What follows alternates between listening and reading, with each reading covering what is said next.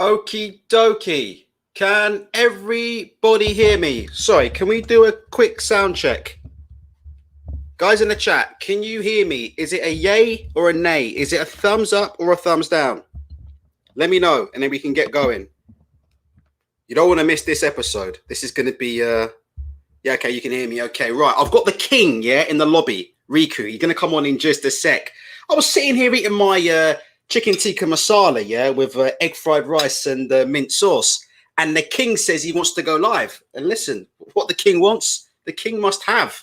So Riku's coming on in literally 30 seconds. Before that, I just want to do something, okay? If you guys can do me a favor, I don't often ask you to do anything for me, all right? But you can hit that link in that chat, yeah? That's Hellraiser Boxing. Yesterday, we did a live show with Mickey Elliott. Very, very popular show. You know what? Quite a few people actually liked that video. I even had Jane Couch. Some of you who are not boxing hardcores probably won't remember who Jane Couch is. But Jane Couch is pretty much like the originator of women's boxing in this country. There pretty much would be no women's boxing, or women's boxing wouldn't be in the place it is in this country without sort of Jane Couch. She's like the pioneer of women's boxing. And if you could imagine Jane Couch amongst some of these women in today's boxing, Jesus Christ. Put Jane Couch in the ring with some of Shannon Courtney's opponents. It would be very interesting viewing. So if you guys can do me a favor, I never ask you to do anything for me. I never ask you to pay anything for me. Okay. So if you can hit that link here, go to Hellraiser Boxing, hit subscribe. And if you want to do what these good people have done as well, if you also want to leave a comment in the comment section to say Ultra sent you, you can see a couple of these good people already have said Ultra Tech sent me, just so Mickey knows that you came from my video. But yeah, if some of you can do that for me, I would absolutely love you forever. Please subscribe to Hellraiser Boxing. Link in the description box, link available in the chat. Please hit subscribe. Please leave a comment saying Ultra sent me here. It'd be great because Mickey Elliott makes great videos. And I think what will happen is you guys all are asking me, Ultra, can you ask Mickey about the boxing business? Like, you guys are asking like NBA level questions. How do we start making money doing small hall shows? What's the difference between a manager and a promoter? You guys want to know all these financial questions. So why don't you ask Mickey? It makes more sense for him to do it on his own channel.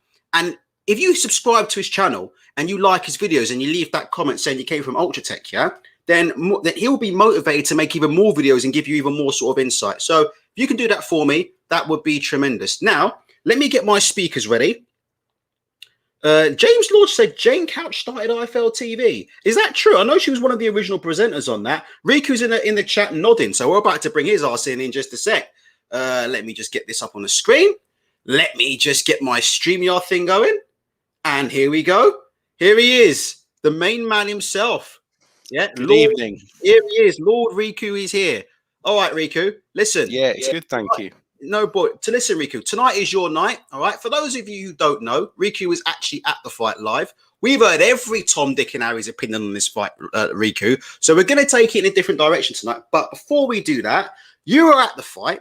Just give us some quick thoughts about what you saw. You made a very interesting comment about the atmosphere and how, you know, people at the arena were scoring the fight differently to people who watched it on the TV. But just give us your thoughts on what you saw, what you paid for, were you happy with the show, and etc. etc. Go for it.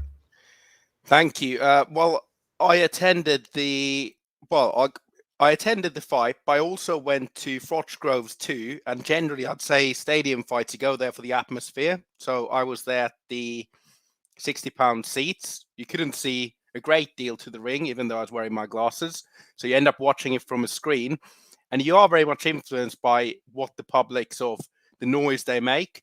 So a lot of the work that Usyk was doing, the feints, you know, jabs to the body, those weren't getting noted. But every time AJ threw a punch and landed on gloves or anything else, you know, the crowd went wild. And by watching it from the screen and then also watching a bit in the ring and seeing what's happening, it was quite easy to score the fight to AJ. And I said at the end of the fight, I thought it was pretty close. I wasn't sure who I'd score it to. Watched the fight back yesterday, and Usyk clearly won. So big L from me. But that's just how it is sometimes when you watch boxing live. But I'd say in terms of the atmosphere, it was a well-run event, but it was more the showbiz end of boxing. So people were there dressed up to the max. lots of young women looking nice. Probably don't have a clue about boxing. Probably had never heard about Usyk. Hold on, Riku. Wasn't Riku sounded like a 1980s R&B star. Lots of women there, looking fresh, looking nice. Go on, Riku, carry on. The message is in the home, so I can speak as loud as I want. That's why. So it was very much a night out atmosphere rather than a boxing event. So if you go to the O2 and go and watch some of the fights there, or even the small hall, I mean, that's the different end of the spectrum.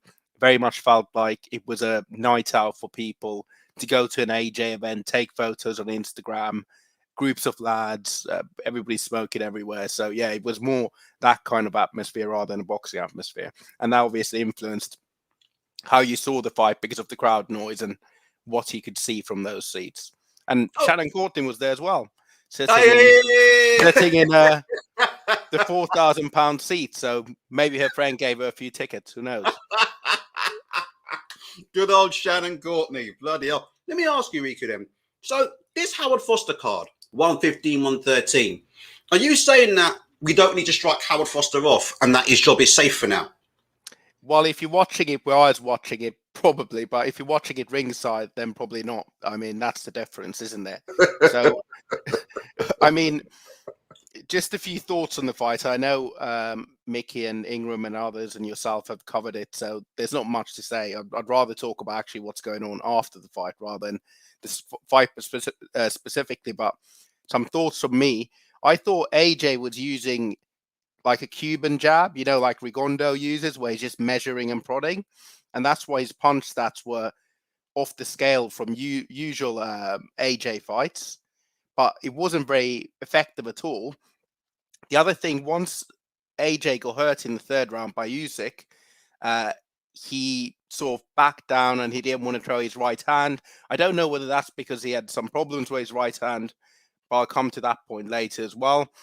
But I thought he fought a smaller man's fight, so he gave up all of his advantages. He felt quite egotistical in the sense that he wanted to show that he's a great boxer against a talented boxer, and therefore he forfeited all the stuff that makes him good, which is 1-2, trying to move around quite flat-footed. When we were talking about the fight the day before, I don't think either of us envisaged this was going to be AJ's game plan, and that's why we're probably going so wrong. Yeah.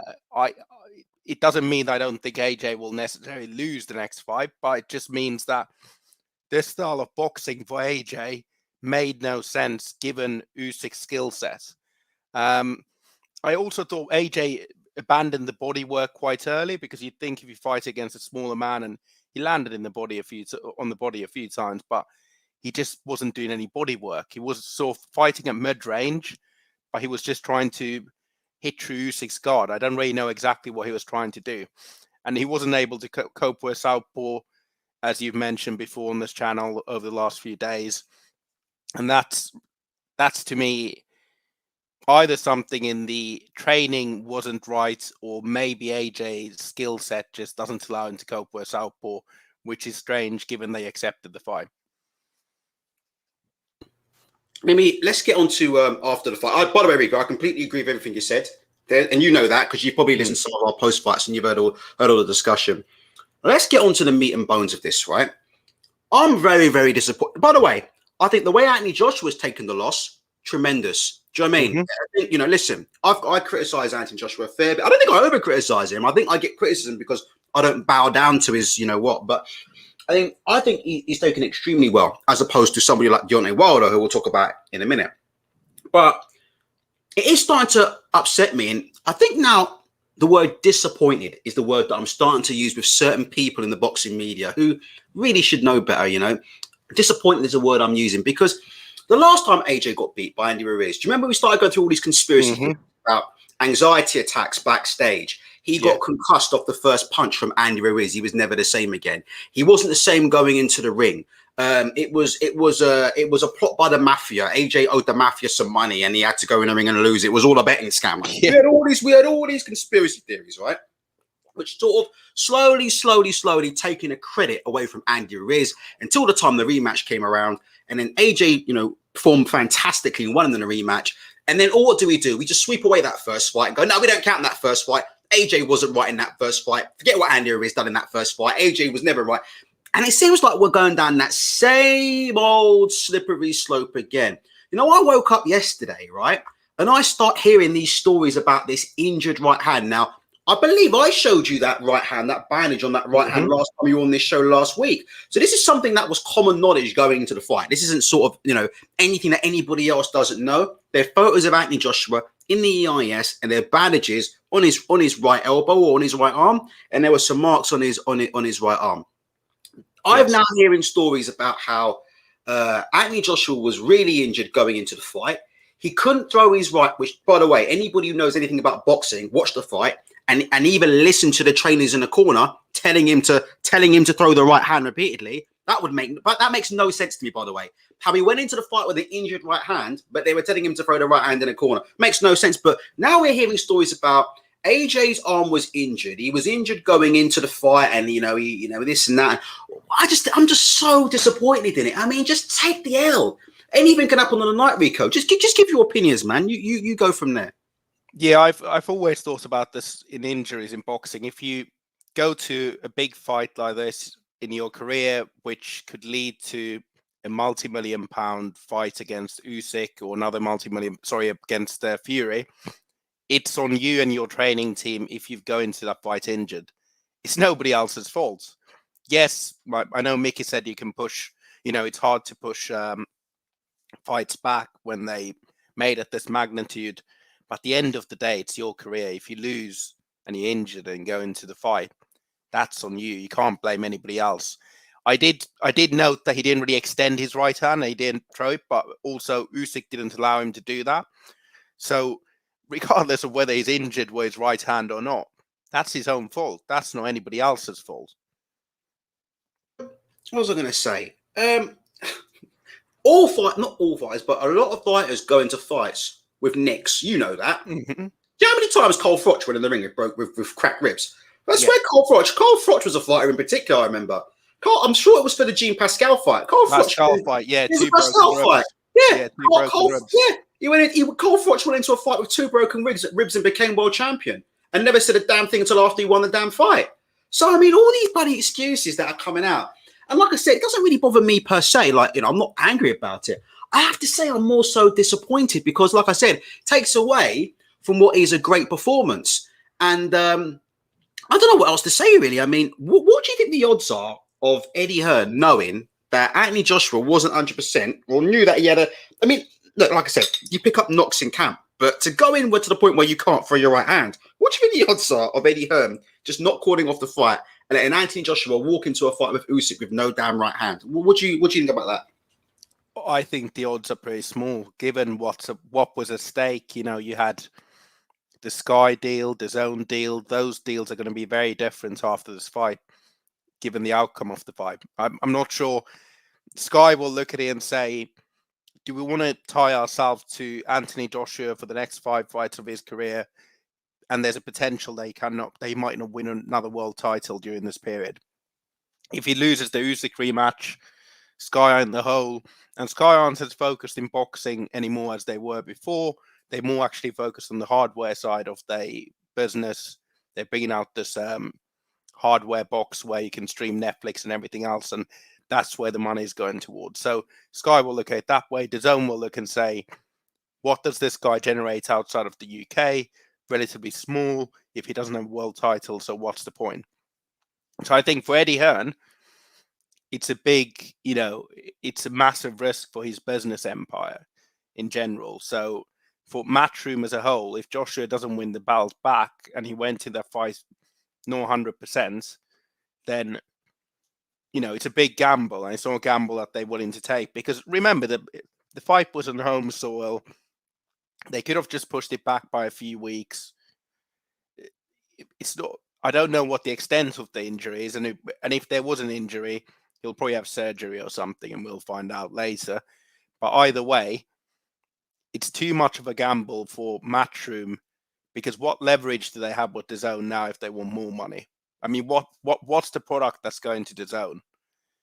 Well, Conor Ben. hold on a minute, Rico. I think you're being a bit unfair. I mean, DAZN went to the States and brought Tommy Kyle out there, and I know he's a big ticket seller. So Yeah, what's the problem?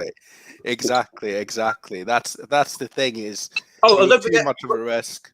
Demetrius Andrade versus versus Jason Quigley. For all you DAZN fans out there, coming to a DAZN card near you. Andrade versus Quigley. I know you're chomping at the bit to see that one as well.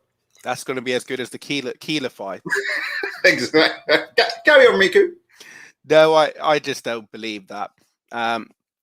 We have this thing in the British boxing media where we have to find reason why British fighters lose. But when Pacquiao loses and says his shoulder was sore against Mayweather, or Lomachenko said that his shoulder was sore against Teofimo Lopez, then we laugh at them and say, they're not fighters. Every fighter goes into camp by injury. But when it comes to British fighters, we don't hold the same standards. Can I just ask you a question as well? And I'm probably reaching with this, but there's a name that I'm thinking about in my head, and I'm probably full of crap for saying this, but I'm thinking about Daniel Dubois, 21, 22 years old. Mm-hmm. Did anybody make any excuses for Daniel Dubois when he lost? Did anybody give Daniel Dubois or show Daniel Dubois any mercy whatsoever? No. Did we see any mercy for a 20 to 21, 22-year-old boy who never said a bad word about anybody, never harmed anybody, just went into the biggest fight of his career? All he wanted to do was become a mandatory for a world title or whatever, and he lost out. He got shut down. And then the next morning on IFL TV, we see 150 videos from people turning around and saying he's a quitter. It will never be the same again. Once you quit, you always quit, and blah, blah, blah. Daniel Dubois was thrown to the wolves and not shown a piece of mercy. Exactly. But it's so funny how when it's Anthony Joshua, all of a sudden we start hearing these leaked stories and these leaked conversations. Apparently of an. Listen, I'm not saying Anthony Joshua isn't injured. I'm just saying it's so funny. It's so funny how it works for certain fighters and it doesn't work for others. Give your thoughts on that. If you think I'm wrong, Riku, just tell me. It's all cool. No, I completely agree. And part of it's protecting the commercial value of Joshua because a lot of the boxing media outlets are in bed with with Matchroom. So they will put out stories and they'll put out talking points for IFL to raise with third parties to make it more credible, get some of these journalists on their side to write stories that raise the doubt that Anthony Joshua wasn't 100%. Because now what we're selling is effectively the rematch, and they want the rematch to be one of the biggest pay-per-views in UK boxing history. And it probably will be, but the only way it will be is that we believe that Anthony Joshua wasn't 100%. Mate, Riku, you're singing to the choir. I agree with you. And let me just clarify. I believe it's possible that Anthony Joshua had some kind of injury to his right arm. I'm not saying that anybody's lying or that it's incorrect. But what I'm saying at the minute is there's no evidence to say that right now. I haven't seen any evidence to say that. I've seen the added bandage on his right arm. We don't know how bad it was, but I don't know how serious it was. I mean, people are saying he couldn't throw the right hand. I'm not sure about that. So, like I said before, there's that. Now, let me ask you, why do you think you kind of answered this already? But before we move on to some wilder stuff, because this is going to be really interesting, right? Mm-hmm. What do you think is the reason for the proliferation of conspiracy theories that I've got? I mean, there's always been conspiracy theories in boxing, but I've seen the last 18 to 12 months, it's just been absolutely horrendous. All these conspiracy theories flying around. Why do you think that is? I mean, I think it's the same that we're seeing in the political world and other places where there's the rise of disinformation, also bots driving the agenda. You put something partisan in boxing up and you get lots of people to have 2 followers and or follow 2 people accounts created last month that like your viewpoints. So I just think it's just the prominence of it across, particularly in boxing, it's quite easy to do because the numbers aren't great. I mean, if I put a conspiracy theory out in football, the volume of likes and not likes would be so much lower than you'd have to achieve in boxing. So I generally think in boxing, there's a lot of people running their own agendas and probably using third parties, sort of like bot farms, to actually get these tweets promoted. I think the other thing is just boredom. We've all been sitting at home for the last 2 years, or I mean, some people are now back in the office. So I think it's just a lot easier to exercise these sort of ideas and try and get people engaged. And Twitter's a perfect breeding ground for them, particularly with boxing. Twitter is so insular and it's also so it's a right breeding ground for conspiracy theories because people are on one side or the other. I'm not pro Joshua. I'm not anti Joshua. I'm just a boxing fan. Whereas a lot of people feel like they're on one side or the other. You know, I was going to ask you something as well before we go into the more conspiracies, right? Because I've got some things I want to say, but I want to ask you about resume or resume, as we call it on this show.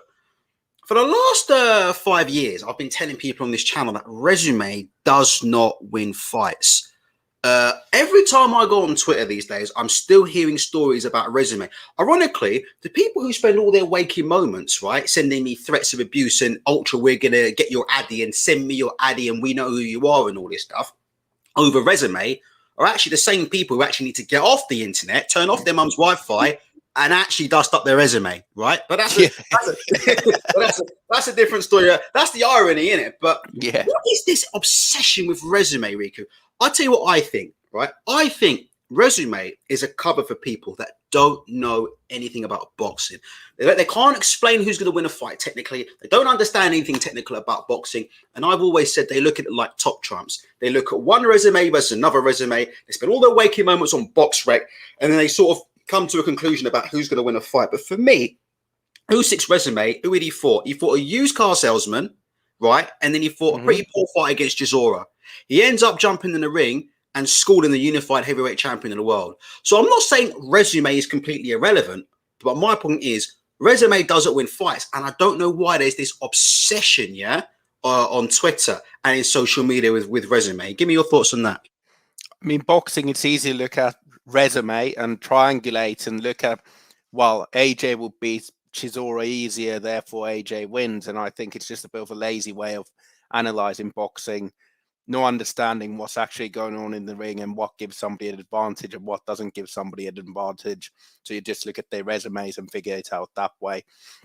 I think the other thing is Eddie Hearn is the person that really started talking about this. He started talking about resume and CV, and a lot of people just parrot what they hear in RFL and ticket sales.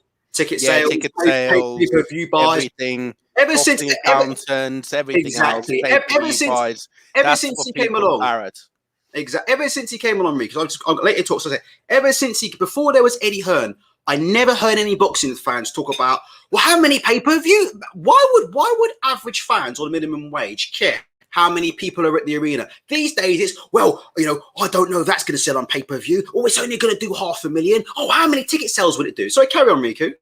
No, I completely agree. And I think there's this thing where there's so much information about boxing. Like you could spend all day on RFL or Boxing Social or Seconds Out or Behind the Gloves, watch these videos, and you think that you forming your own opinions, but actually what you're doing is parroting other people's opinions.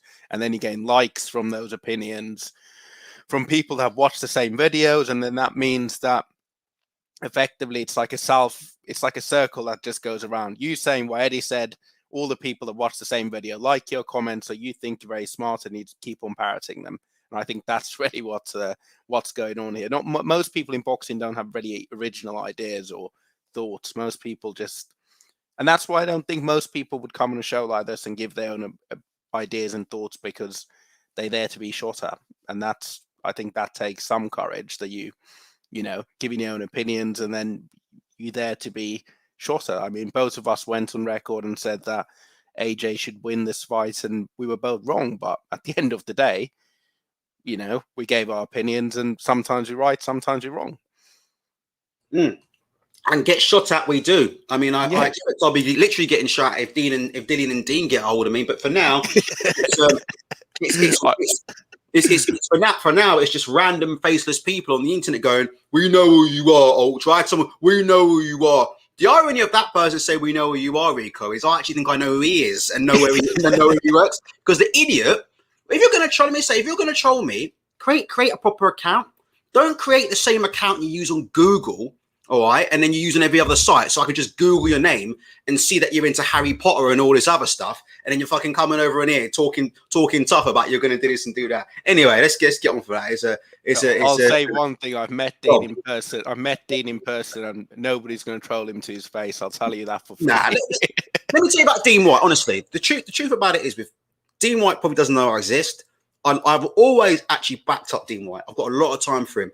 Dillian, I don't dislike Dillian at all, but people think I dislike Dillian because I've pointed out inconsistencies in some of the things he said, i.e. calling fighters cowards and this and that and other things. Obviously, if I saw Dillian come down the road, I'm running. I think everybody knows in British boxing, I think most people would say Dillian White's the toughest guy in British boxing. Like, if you put them all in the fucking room and said, who's the last man out there? I think most people in boxing would tell you Dillian White would be the last man out. But Dean White, I just want to get this on record.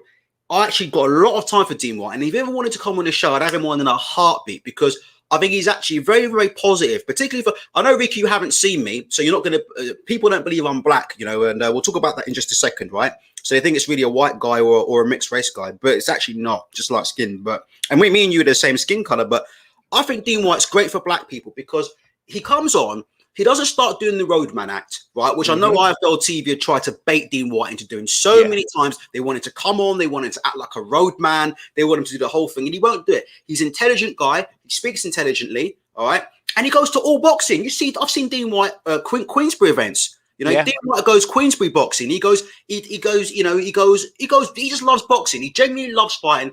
And Dean White is he's a true boxing man. He'll go any promotion. He don't care. Carry on, Riku.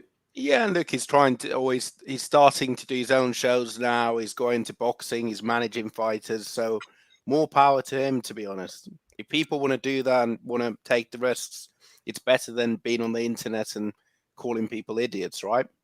Absolutely. Now, let's get on to this Wilder thing quickly, because we've got this fight coming up. The amount of toxicity around Deontay Wilder versus Tyson Fury is so bad. It's so bad, Riku, I'll be honest with you. I'm debating not even covering the fight, to be honest. It's that bad. I'm debating not doing a live for this fight because it's now turned into something completely different. These two actually were friends, and you probably remember the old IFL TV days. Remember when Deontay Wilder used to come to the UK? He came to Orly Harrison in Sheffield.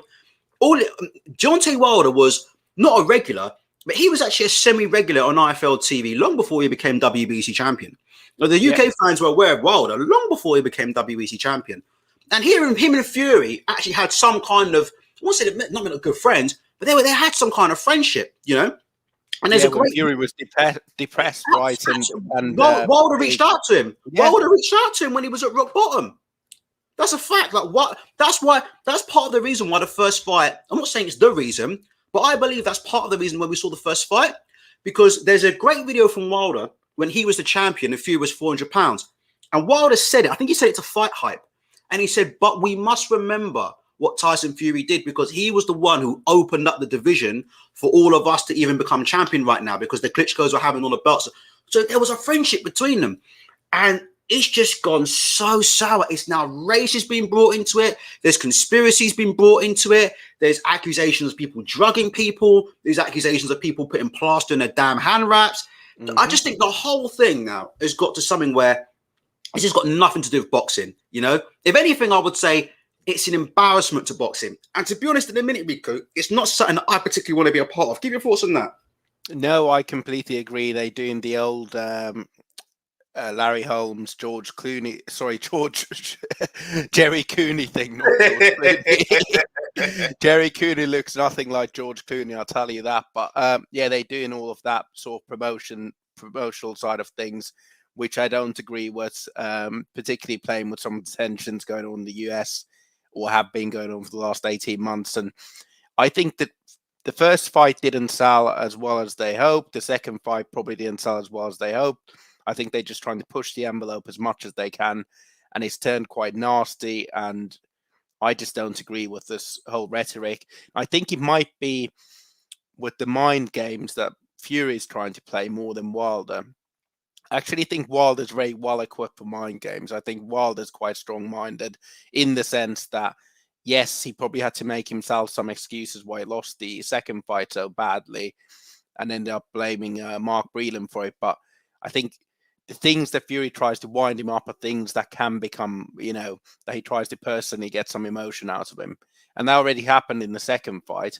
And now it's just going a level further. And I really do wonder whether the fight's going to happen. I've always had a hunch at the back of my mind that the fight might not happen. Really? Well, even now, Riku, you're still not convinced, Riku, it will happen? Yeah, I mean, we already had the COVID pull out, didn't we? I don't know. I haven't seen much of Fury recently. I've seen a few clips of him training. He did this BT thing. But with Fury, I just feel like he has to be 100% in the right mental frame to be willing to fight. And you could have a late injury or something else. And, the whole arbitration thing just made me think like the last thing he wants to do is to give Wilder a shot. So maybe they'll try and swerve something else or try another tactic. But all of this stuff is just getting very sour. So I'm not a big fan. I'm not a big fan of it all. And I think it's the cliches why people don't like boxing. It's the cliches what turns people off boxing. I think as a whole, it's detrimental towards boxing. And I think if Fury were ever to fight AJ, it would go exactly the same way. The rhetoric around the fight, which probably was which way was heading if they were going to fight in Saudi, which was, well, we can get to that at another time. But in any case, I think the rhetoric would have been very much like that. You really think it would have been racial between Fury and AJ? Yeah, I mean, we need to remember AJ's speech at the BLM event, Fury doing his Travelers Lives Matter thing, March, and then do you remember all the videos he was doing? And he was going on IFL and calling AJ this and that, and they were going back and forth. So I think it was building towards that way, and I think Fury will do anything to get a rise out of his opponent. And I don't think he would have necessarily said anything detrimental, but he would have hinted at AJ, maybe called him a coconut or something like that, and things like that. That's I think Fury's. Well, let me tell you, Rico, Randy. Let me tell you, getting called a coconut is something that I know all about, and I'm sure, no disrespect, but I'm sure you and me both. We've had it our whole lives, Rico. Exactly. You know what it's like. Do you know what the sad thing is about it, Rico? That's why I say it to you. It's so sad because I don't know what you do for a living, right? But I'm a software developer, right? I'm a pretty bad one. You seem like somebody who's got some level of IQ, right? I'm in an industry where there's not a lot of black people in the industry that I work in. In fact, there are hardly any. Although we have a black person that works for us, right? It's very, very underrepresented, right? And I would have thought that being a black person in an underrepresented industry, I would have thought that people would actually say, well, Ultra, actually, you're doing good because you're representing for black people. There are not that many black software developers out there. A lot of racists on the internet say that black people have low IQs, they're stupid, this and that. Ultra, you show people that actually we can do high IQ jobs and we can, do this and achieve that. And instead, Rico, all I get on a regular and weekly basis is, you're not black. You don't sound black. You don't look black. At first, Rico, I've had more colors than Michael Jackson, right? At first, I was a white person. Then when they saw I wasn't a white person, I was mixed race. Then I might be Asian. I might be all these different colors. But it is what it is, Rico. And it's just like the way some of these boxing fans are, it's absolutely toxic. And I just don't think it does us any favors. Go on, give your opinion on that. No, I completely agree. I think, I didn't grow up in this country, as some of the people that have heard me on Porker shall know. I actually grew up in Finland, so my dad's Finnish.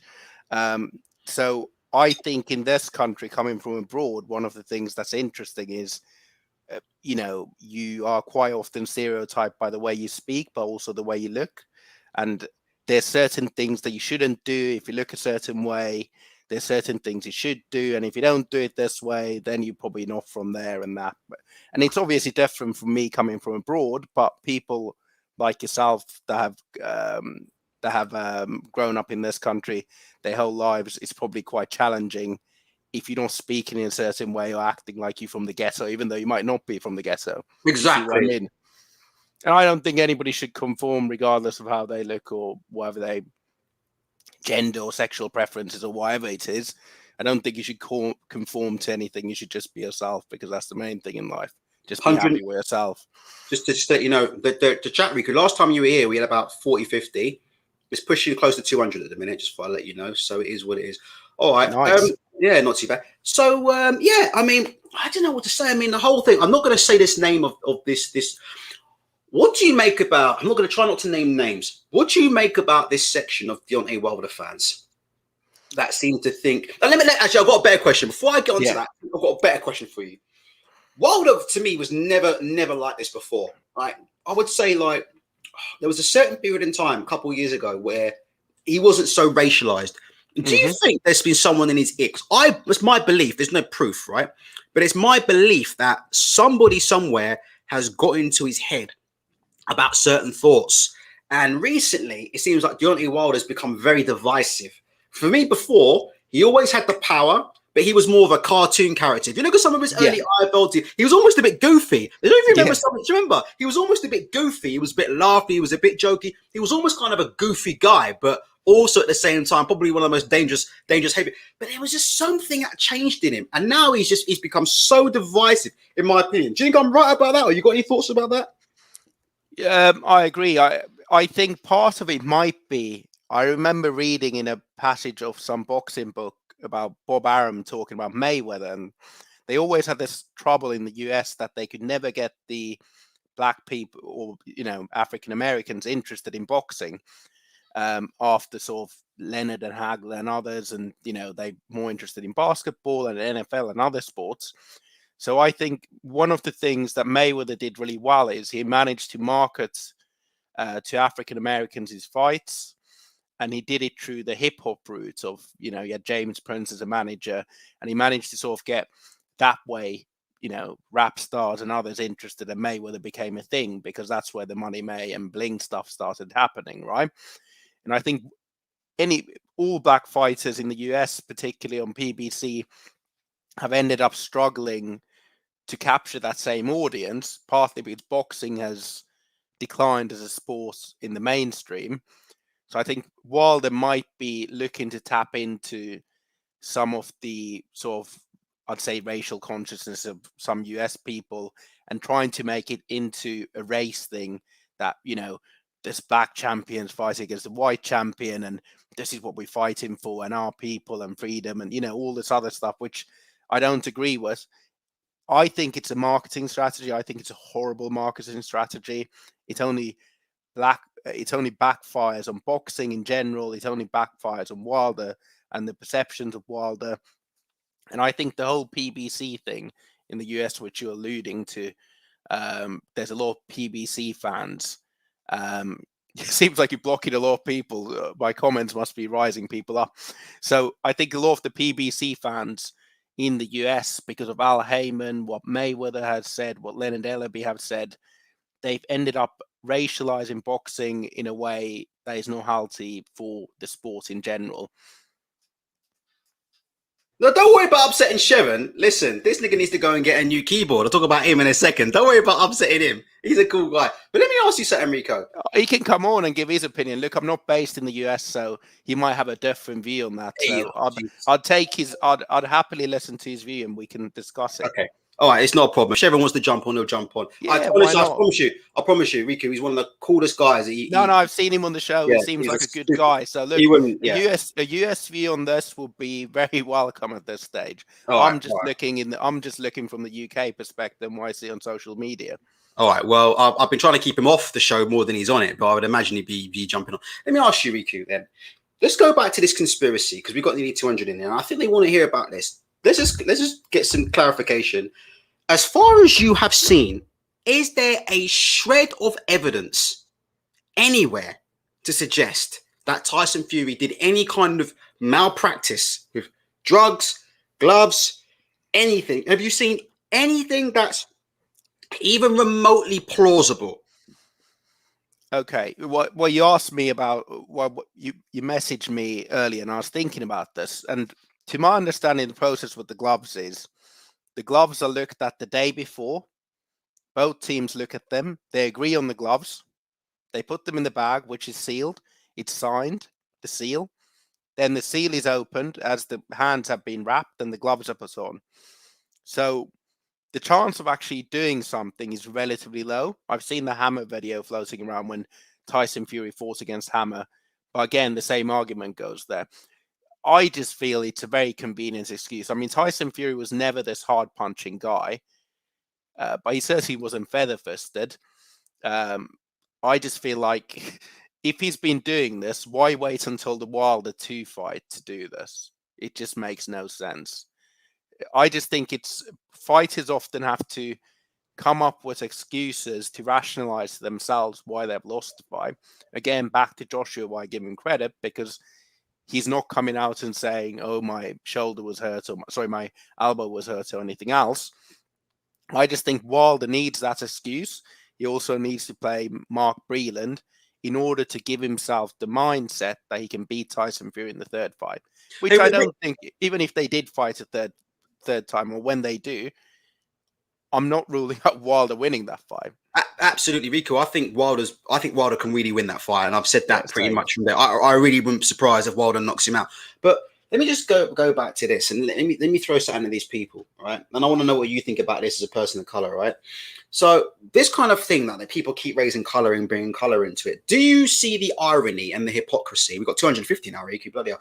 Do you see? But so can we get the likes up though? 250 and 50 likes. Subscribe as well. Yeah, well, there you go, man. Listen, man, you got us brothers out here. You're calling us coconuts and all kinds of stuff. At least hit the bloody like button. Let me ask you this here. Do you see the irony in a lot of these people who are propagating these conspiracy theories, right? Claiming that they're doing it as some kind of, to do black power, black pride, some kind of black nationalism, I don't know, whatever, right? But if you look at one of the biggest people who's been affected, right, and could have had his career ruined, by these theories, it was a black man in Mark Breland.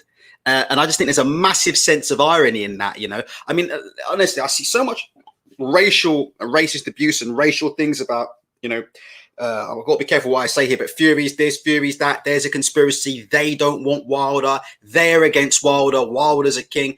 But again, when you look at who's actually been affected by this, Fury hasn't been affected by this because Fury's still a multimillionaire. Do you know what I mean? Fury's not really affected by it, right? He's a WBC champion. He's Ring Magazine champion. He's lineal champion for now, right? But one person who's really been affected is Mark Breland, a black man who has tremendous achievements in the sport of boxing, and he's had his name absolutely dragged and tarnished and dragged through the mud. So I was going to say something else about another fight, but I'm going to get in trouble with some. But give us your thoughts on that, Riku. Yeah, I mean, look, the arguments don't stack up in any way. Even the argument that the US Boxing Commission and the US boxing powers that be wanted a white British heavyweight to win the title on the US soil away from an American fighter just makes no sense at all. And the whole Mark Breland thing, it was very unfortunate how it all played out. And I just don't think there's any consistency with these arguments. The internet's an easy place to chuck a tidbit of an argument because Twitter, the amount of characters, you can't have a proper debate and argument. You can just try and stack up your arguments and then you don't respond to tweets. And a lot of people aren't willing to actually discuss things properly. They'd rather just tweet something that supports their opinions. Hey Riku, I found a topic actually that I wanted to talk to you about, and this I can't believe I forgot this, but this is great. Let's talk about Anthony Joshua again, and I want to talk about this USA Today article, which I'm trying to get. Oh yeah, I know the one you mean. Now this, Jesus Christ, this is called Absolute Uproar. I'm just trying to get it up on the screen, and I think it's this. Hold on, I'm just there. Now, let me say one thing about Shevin, right? For the last 2 years, Shevin's been coming on this show, and Shevin's been telling people that Anthony Joshua hasn't been marketed properly in the States, and that some people in the States have quite a low opinion of Anthony Joshua. Well, recently, and we're just getting the article up, there was an article from USA Today, which is a pretty big publication in America, and they branded Anthony Joshua a choke artist. Now, I'm going to get the article up. Riku, what were your first thoughts about that article? Absolutely unbelievable. So I read the first 3 sentences, and I think the third sentence goes, Anthony Joshua fought against Alexander Usyk, ? And it said something like, who, or you don't know who he is either. And to me, you're right, Riku. We've got it. Who is Alexander Usyk? You ask exactly. Exactly, yeah. So I think that's the point where I stopped reading because the journalist has no credibility. The journalist is not a boxing writer if they say that. They have no idea about boxing. I think one of the problems with newspapers, because a lot of them have had to cut their boxing correspondence as the sport has dwindled down and there's less shows. I mean, the UK doesn't have many national boxing correspondents either. A lot of these are freelancers these days, or people that cover other sports. Is the understanding of boxing and the coverage of boxing has become so low. Yes, all of the stuff like USA Today's, I mean, it's regional publication as well, so covers a number of regions. This is the understanding of what the boxing landscape is if you're a hardcore fan. I'll tell you what, I think people in the UK have taken offense to that. I think I wasn't shocked I was shocked, but I wasn't that shocked to read that because, like I said before, I've known that the Americans don't have a particularly great opinion of it, or that some of them don't have a particularly great opinion of Anthony Joshua for some time.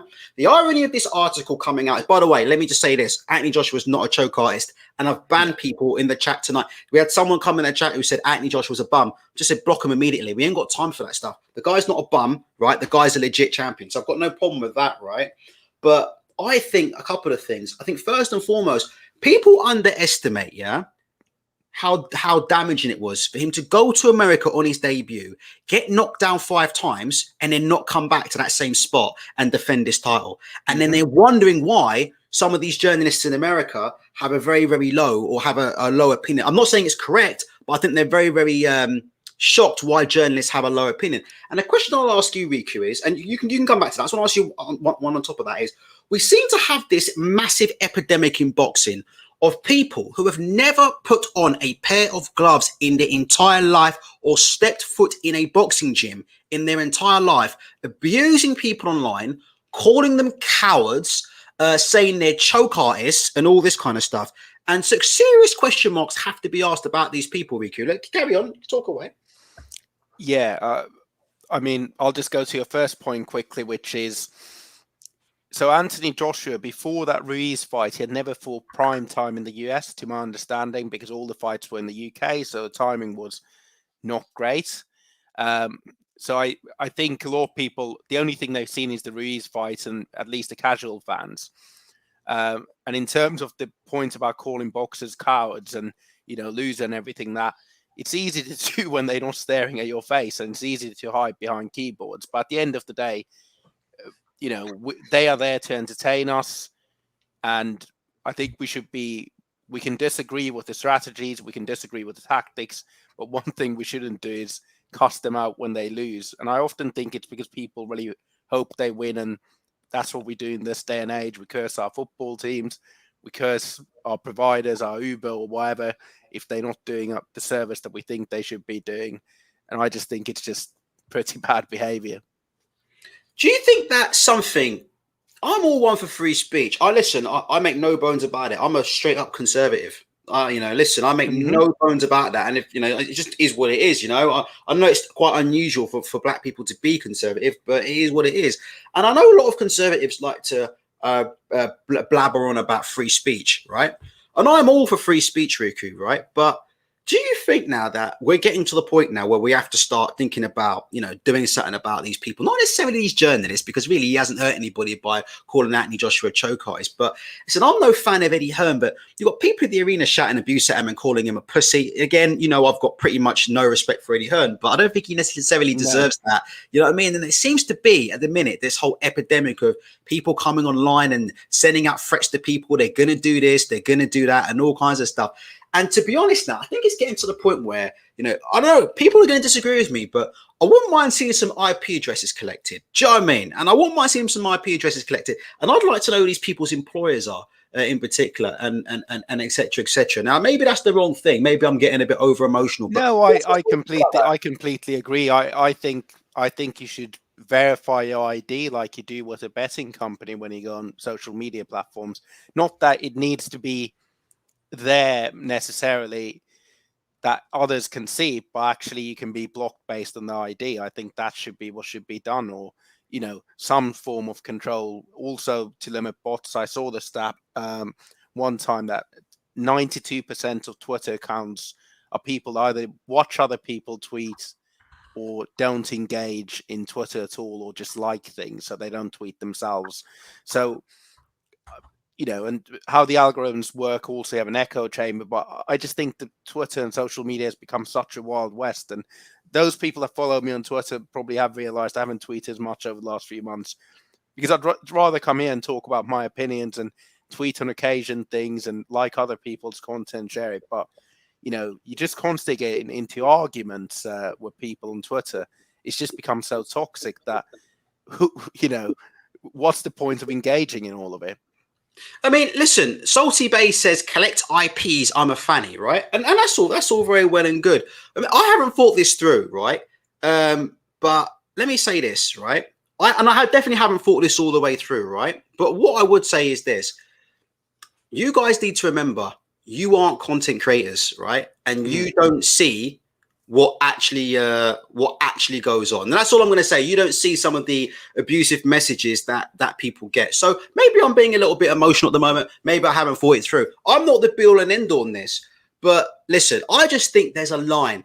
And I just think some of the stuff I've seen this week personally, all right, aka people making jokes about Caleb Plant's dead mother and dead daughter. Yeah, that's just my opinion. Yeah, I just think that's a line now where, you know, enough's enough, you know. And it is what it is, you know. And like I said before, I'm for freedom of speech, but I'm not for freedom of people making jokes about people's dead daughters, sending people abusive emails saying, "I know who you are, I know where you are." Do you know what I mean? And who's the and who's the fanny? Am I the fanny for coming on here and giving my opinion, or is it the person hiding behind an anonymous account saying they're going to do this and that? I just don't get it. It doesn't make any sense. Sean Foff, show us them messages then. I'll tell you what, I'll show you a ban. How about that? Because right now, you know, it is what it is. How about I'll show you the ban button. There you go. And then next time you post Sean Foff, you just see, you won't even see anything. It just disappears into thin air because, you know, you just disappear into irrelevance. Because I mean, Foff, any content creator.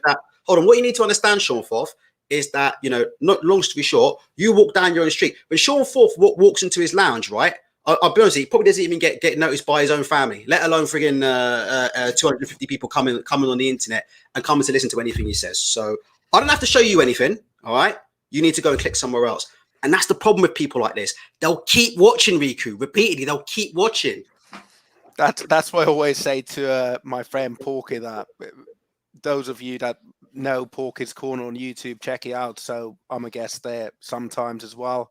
So at least they watch, they up the views. There's nothing to worry about, but it does get taxing on anybody's well-being and mental health, particularly if you're a content creator and you're constantly getting threats and abuse. And it's not really a normal way to live, is it? You're trying to create content, debates, and people are just showing inflammatory comments constantly. Yeah, but you know, it is what it is. Exactly. All right, let's talk about Wilder and Fury quickly. Who are you leaning towards for this fight?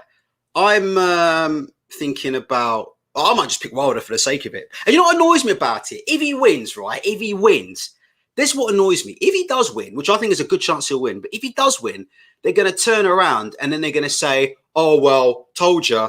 He only lost the second fight because there was a conspiracy."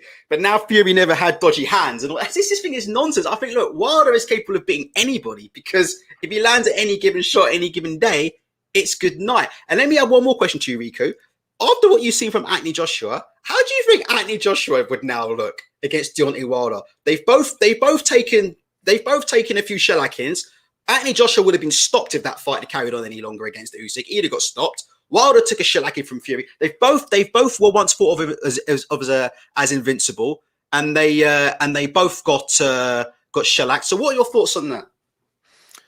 I think for the Fury Wilder fight, I'd like to see how Fury looks on the scales, because with Fury, it's a lot about how the training camp's gone, how prepared he is.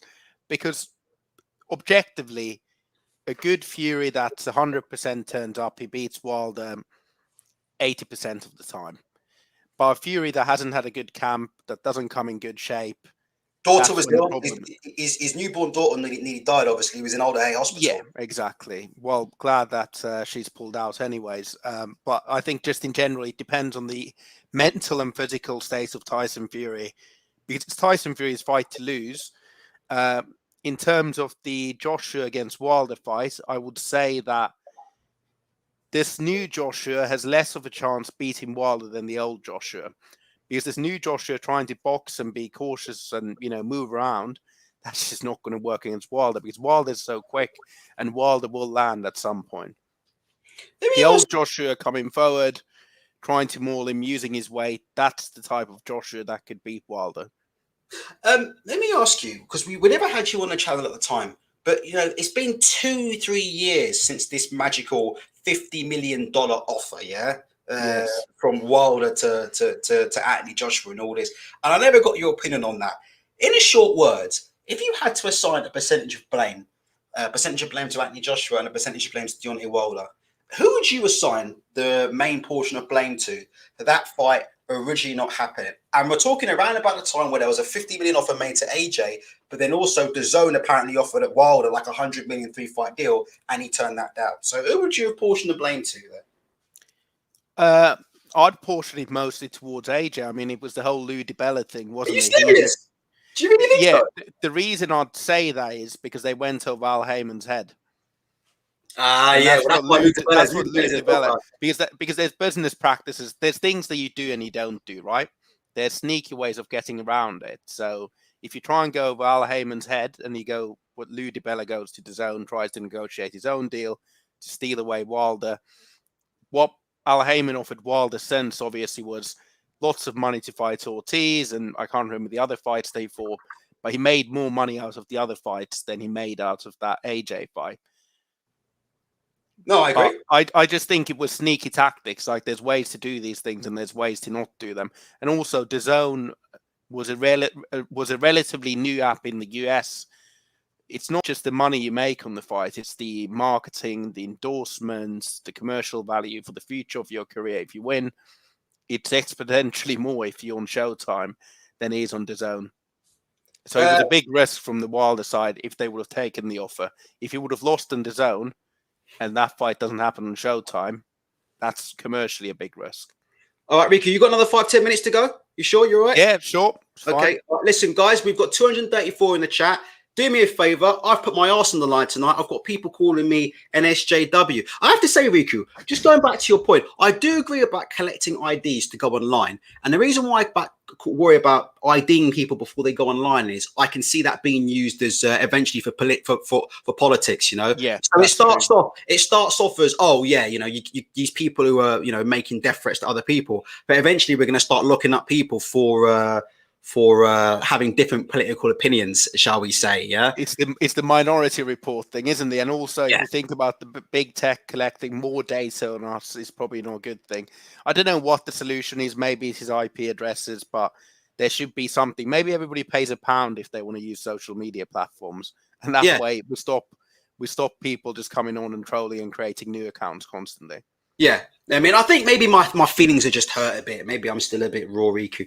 Right, what was I? There was something I was going to say, and I absolutely completely. That's what I was going to say. If you guys want to get some questions into Riku, now's the time, because for some reason we've got 226 people in here, but the chat isn't really moving that fast. So if you hit hashtag Ask Riku, and I'm not trying to be an ask, the reason why I say that is because there are a lot of comments. And I have to scroll down and talk to Riku and monitor things at this. I'm doing like 3 jobs, right? Because you get people coming in. They're obviously, you know, they act like children. By the way, Riku, like I said, all the people that are coming in, I'm going to dislike this, they'll be back next week. They're always back next week. Or, you know, the link goes out, they try and call in. It's just unbelievable. It is what it is. So, ask Riku. I'll be able to filter out your questions. Davis and Dave says, SJW, Ultra is as right-wing as Pol Pot.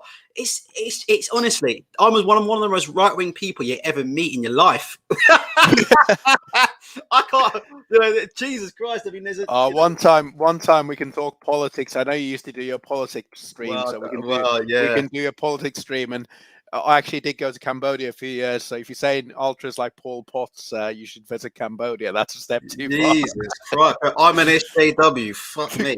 Wait to hear some of my views, but I don't think we can do it on this channel. That's why I keep getting targeted by social media platform. Apparently, I'm an SJW, but I've been targeted by 2 different social media platforms in the last 2 bloody years. I wish I was an SJW. SJW and right wing doesn't exactly. It is what it is. But that's an oxymoron. Ironically, me and Eddie Hearn have exactly the same politics, like pretty much. That's the irony. That's how you know that when I dislike Eddie Hearn, it's for boxing reasons. Because literally, we have exactly the same politics. Shevon's got a brilliant question there, which I'm going to get into. So make sure that I come back and ask this question from Shevon, because we haven't talked about Campbell the King Hatton in just a second. In fact, because I've forgotten what I want to say, I think the onset of Alzheimer's is probably evening on me pretty soon. Let's just go straight to this question. Right. Shevon says, what did you think of the AJ Usyk undercard? And I'm going to ask you to give a special appraisal to the best young talent, in world boxing, King Campbell Hatton. You know what? I actually had to watch the undercard back because at the time we got to, it took us an hour to get to Spurs Stadium because the traffic was so horrendous. And then my friend and I went to get a beer, and the Spurs Stadium, they have those beers that you fill from the bottom. So the glasses have holes here. You put the nozzle in and then he sprays the beer and it's meant to come up. That wasn't working for some reason. So we all end up queuing for a drink for about 40 minutes. So I had to watch most of the undercard back, but I did watch Campbell Hatton. I don't really understand why they're pushing him that much. He just looked terrible. I mean, having a guy like that on an undercard like this to get experience just to embarrass himself is not good for his career in any way. Well, let me just give a quick shout out. Look, I'm going to give a shout out to Adi Oladipo. I don't think he watches the show anymore. I think he's, like I said, I think Adi, at the minute with his fame levels, I think he's way past the point of watching shows like this. Yeah, true. You know what I mean, I'd imagine Adi's somewhere in silk pajamas with gold cigars, lighting on his green chair. Exactly. So I don't think Adi's got any time for this channel anymore. But look, I will give him a slight shout out. I managed to catch about 2 minutes of one of his lives. And he actually did call out Campbell Hatton, even though he works for DAZN. So, listen, on this channel, I'll give credit where credit's due. And he did say something about Campbell Hatton, even though he works for DAZN. So, I think he admitted it was a straight up robbery. So, it is what it is, and I give him credit for that. And Riku, as I've said before, a lot of people online, what I've noticed is I make a joke, and then they keep nicking my jokes. So now all of a sudden, Campbell's tomato soup can is now all of a sudden flying all around the internet, and no one's crediting me for that because I've been saying that for absolutely ages. I mean, he is not a star. Can we agree on that? Like he's not a star out of the ring. Listen. Campbell Hatton isn't a star out of the ring. He isn't a star in the ring, and just Lord knows where else. It's just time to let it go. It's over. He's not even exciting to watch. He ain't exciting to watch. No, I mean, the moment you start mimicking your dad's haircut from the 2000s is the moment you need to probably start thinking about where your life is going. That's it. All right, let's... is there anything else on the undercard? There was a question here about if AJ loses the rematch, how would he rebuild him and which couple of first fights would he be in? If he loses the rematch, I assume he might have to change training teams or he might opt to go that way. Then I'll probably pick fights which are building confidence for him and are stylistically good. So I'd look at somebody that's a technical fighter, but not too hard of a puncher. So maybe someone like Agi Kabayel, obviously undefeated European champion. Then I'd seriously think about rematching someone like Charles Martin or Dominic Brazil at that point as well. Well, Charles Martin would definitely give him a better fight than he did the first time because I think Martin was spooked going into the fight. Personally, I agree. I don't think he's spooked now, but I think AJ would still knock him out in inside 6 anyway. But it will go longer than 2. It'll go longer than 2.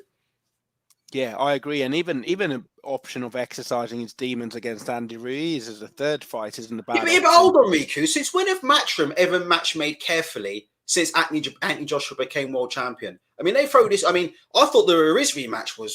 couldn't believe they put him in. He got knocked down 5 times and spat his gum shield out. I thought you can't let him go into a rematch with Ruiz. I mean, he is like... And let me just say, Riku, Eddie Hearn was almost speaking for Anthony Joshua before he even accepted that rematch clause. Like Eddie Hearn was jumping in on interviews, accepting it on his behalf. I mean, like, they're shoving... I said to... who did I say? I said it to... I think I said it to Shevin the other day, or I said it to somebody else. I said, this is like coming to America. Like, he's going. Like, Anthony Joshua's getting on that plane, lions, tigers, and bamboo sticks and all. And that's just the end of it, like, whether he likes it or not. He better visit the Brooklyn Barbers if he goes there. It's funny because in the build-up, the talk was about Anthony Joshua, 258, and Matchroom working together. And then when he loses, it's like Eddie becomes the mouthpiece. So we'll see. There was another question about, do I think that AJ should go for the WBC belt instead of the rematch with Usyk? I actually think if he went for the WBC belt, he'd have to face Joe Joyce, probably. If Joe Joyce wanted to take that, because he'd have to relinquish his position. I actually think at this stage of Anthony Joshua's career, a Joe Joyce fight would be quite a tough one, given Joe Joyce's engine. I never used to rate Joe Joyce, but for some reason he seems to, for some reason he seems to just beat these guys. I mean, it's Joe Joyce for me that's what Carl Froch used to be. I always used to pick against Carl Froch because the guy, and you look at him and think, this guy has no technical ability. I used to lose every time. Carry on, Miku. No, I think he's just a very, he's one of those fighters. The heavyweights can't cope with his pace and awkwardness, and he just throws punches and punches. He's not an explosive puncher, but just that constant thud of punches just wears heavyweights down. Okay, keep going. You can see there's a lot of questions. I mean, let's go. I'll see if I can find one after that, because can you see how hard it is, Riku? Because it keeps scrolling down. Should AJ face White and try to get some confidence back, WBC elimination or something? I actually think White's a bad option, because with White, there's the mind games aspect. What AJ really needs is somebody that's gonna come in and underdog. lie down. Yeah, basically. I mean, look, if you're losing a fight against Usyk in the rematch, the last thing you want is to face somebody like Dillian White. I was about to say Dean White, but yeah, Dillian White, just because Dillian. I think Dillian's mentally is kryptonite. Put it that way. Put Anthony Joshua in the room with Lennon Castillo or something. Exactly. I'll tell you, I wouldn't put it past them, Richard. I wouldn't put it past them. Carry on. It would be like one of those Fabian Wardley opponents where somebody's come up from middleweight to heavyweight. Carry on. What else do we have? AJ versus Luis Ortiz would be interesting. I mean, they had their chance to fight against Luis Ortiz, but hold on, Riku. If you added them two ages, the age of Anthony Joshua plus the age of Luis Ortiz, what's the number you get? Let me get my calculator out. Hold on. How old is Anthony Joshua? He's 31. No, 31. Yeah, I think so. What's Luis Ortiz? Birth certificate or real age? 40. He reckons he's 40, right? He reckons he's 41. Yeah, I think he's 40. Yeah, something like 40 or 41. But... liar. Yeah. Let me put in 31 plus 41 plus, let's add an extra 10 on for so combined age of 82. Yeah, I don't think anybody screams Matchroom pay-per-view on Sky than a combined age of 82 in the main event. Carry on. Tricky southpaw, awkward. That's what they would say. Awkward southpaw. There you go. Keep going. Somebody's asking about Clarissa Shields against Savannah Marshall. I think that's what they're saying. Jesus Christ. Don't know about that one. It's an interesting fight. I'd need to see Clarissa Shields back in a boxing ring and see what happens. I've got to be careful what I say here, but Clarissa Shields' choice of hair is really interesting. I know. It seems to change every other week. These weaves. I mean, yesterday it was a black. That's where the money's going. That's where the money's going. I mean, the other day she was with Mike Tyson doing a shoot. There's a black weave, and then she did a photo of herself. It was a blue weave, and then the other day before that, it was a purple weave. I mean, Clarissa Shields, as you said, that's probably where all her purse money is. More weaves than a Jamaican runner, female runner. Well, at least they can see your colour, because if I said that, it'll be I'll be getting in big trouble. Let's go through, see if there's a few more questions. All right, let's have a look. Davis and Dave says, right, do you think Eddie is beginning to regret leaving Sky? Do you think he will regret leaving Sky at any point? What do you think about the BT Sport DAZN deal? Let us know what you think about that, or if you've heard anything. Yeah, I'll come to that. But as I said earlier, I was reading in the FT the other day. They were talking about the fact that Sky's invested in hardware, and that's why they pulled some money out of their sports side of the business. So I just don't think the money was there, to be honest. And DAZN's a bit of a free ride for Eddie. Let's be honest. Let's see how interested they are in rolling out their boxing and spending money on boxing, particularly if they acquire BT. That might have implications on how much money they have left for boxing. Wow. So I think DAZN, the money is just too much. You can't really turn that down if you're Eddie. The thing with Sky, which is really the power of Sky, is the cross-selling and the marketing. So you can get people onto Sky Sports. You're promoting on Sky Sports News, you're promoting with football, you're promoting it with other stuff. Their capabilities of shoulder content massively outweighs DAZN's capabilities.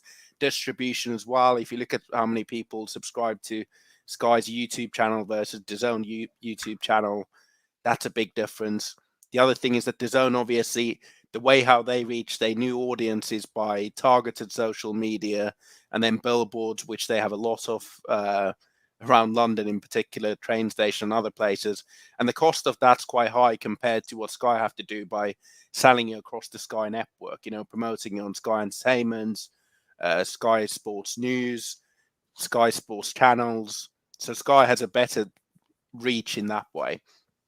And the BT Sport DAZN deal. I actually heard about this a few weeks ago because someone I know knows one of Joe Markovsky's colleagues and was talking about this deal. The interesting aspect about this deal is actually that they might not sell all the sporting rights at once. So what it might mean is that they might just acquire the rights they want to acquire as a part of the deal. There was something that was said that in order to get the footballing rights, Sky need to sign off that DAZN have the right to have those rights because the rights for Premier League football are co-owned between Sky and BT predominantly.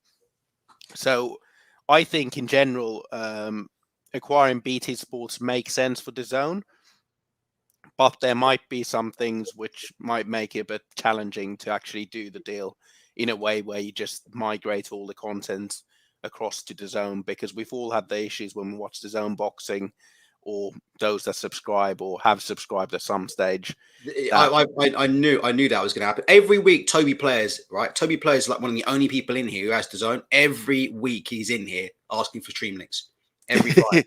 Every fight he's in it asking for stream links. It's like, motherfucker, you pay for DAZN. He's still asking for stream links. Yeah, that's the thing, right? So if you're going to do that technology on a bigger scale, where you're asking hundreds of thousands of people to watch football at the same time, that's a big issue, and that's something the Premier League might not be too happy about. So we'll see. I mean, it's not as straightforward as DAZN acquiring BT, because there's a lot of other hurdles that go into that.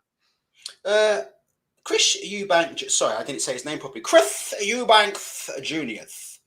What is your opinions of the Great One coming back here this weekend? And let me tell you something. What do you think about him versus Billy Joe Saunders? Do you think that's a? I don't know if I asked you about that last time, Ricky. I think I didn't ask me about that. No. Do you think that's a fight that could happen? Is it a fight you're interested in? And who do you think would win if that fight were to happen? Eubank fighting this weekend. His opponent pulled out with COVID, as you know. So I don't know. Mm-hmm. They pulled out some guy out of a Del Monte box or from wherever. I don't know. Whatever. Carry on, Riku.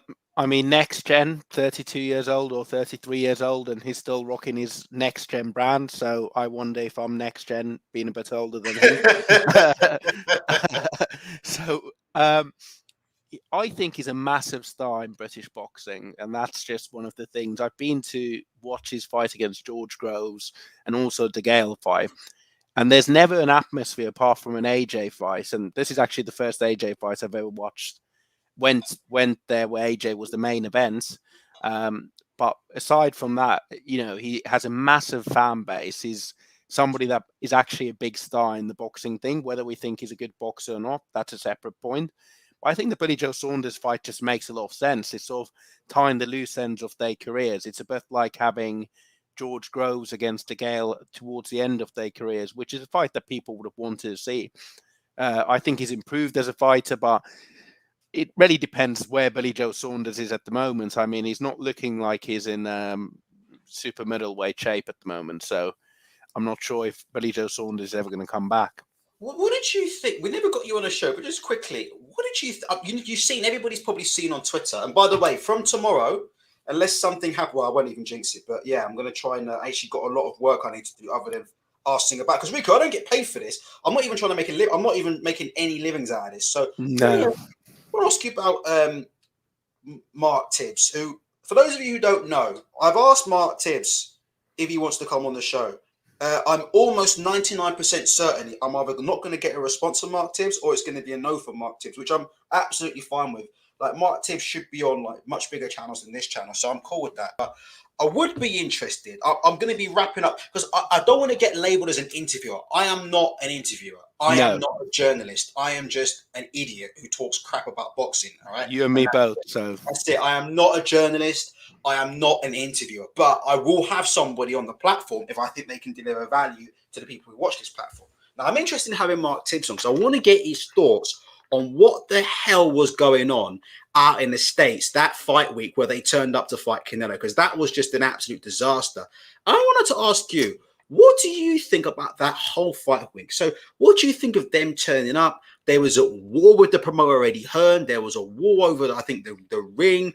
And most importantly, what do you think about, and I hope I haven't got this wrong. So if I've got this wrong in the chat, let me know and I will turn around and I will apologize on air. No problem. But did I hear it right where 2 days out from a fight, Ben Davison told Mark Tibbs that he was going to be in the corner that night, and because Billy Joe Saunders have asked him to be in the corner and all this kind of stuff that's going on. I mean, to be honest, if that is true, and that's a big if, right?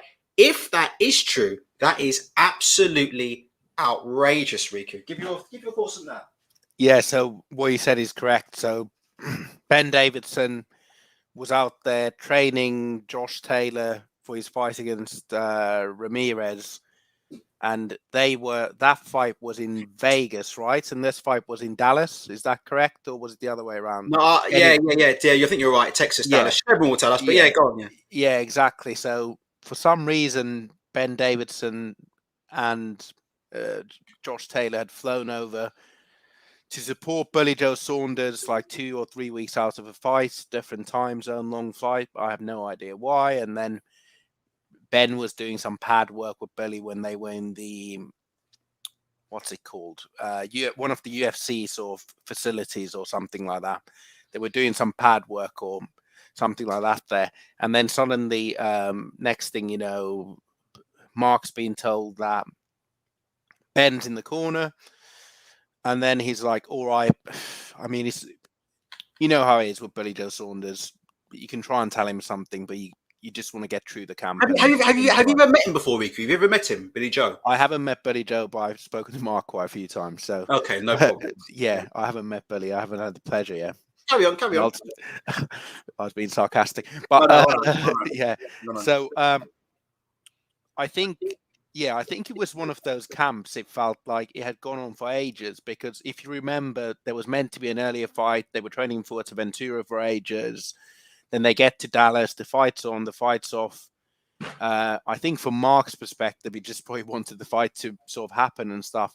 And if Billy wants to run his camp, and I've always said this, if fighters want to run their camp, so however they want to run it, you can't, the head trainer, there's only so much they can do, right? And when Billy wants Ben to be in the corner, who has trained him before, and he feels comfortable with, and they mates, I mean, Mark's not going to argue at that point, right? I think the whole thing. Well, he had no leg to stand on, Riku, at that point. No, because he's turned up 2 days before a fight, and he's told the head coach, "I'm going to be in the corner because the fighter wants me in there." Now, what can Mark Tibbs say about that? 2 days before a fight, you can't kick up a stink because you don't want to cause the umpteenth, the 18th frigging round. How many rows they were in that bloody camp all week long? You don't. You're 2 days out from a fight. You don't want to cause yet another row. I mean, they absolutely shafted Mark Tibbs royally up there. Go carry on. Yeah, and you have to remember Billy's MTK, Ben's MTK, a lot of the people around Billy are MTK. So, they all a team, right? Mark's the outsider in some ways, right? So I think, without saying too much, I'll get myself in trouble or anybody else in trouble.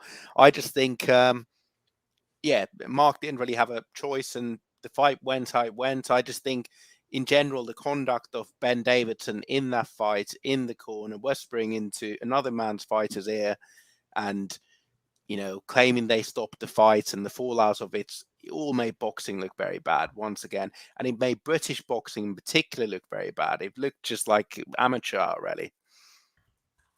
The whole thing was, it's hard to say. I mean, the reason why I brought that up was because obviously we've heard about Anthony Joshua, all the voices in the corner. And I didn't even hear about it. I only heard because I bought this fight on pay-per-view and I didn't really hear the corner. But afterwards, everybody was saying that Rob was saying something in the corner. Angel was saying something in the corner. They were all talking all over each other. And the first thing I thought is, I said, I wonder if there's some kind of power struggle going on there.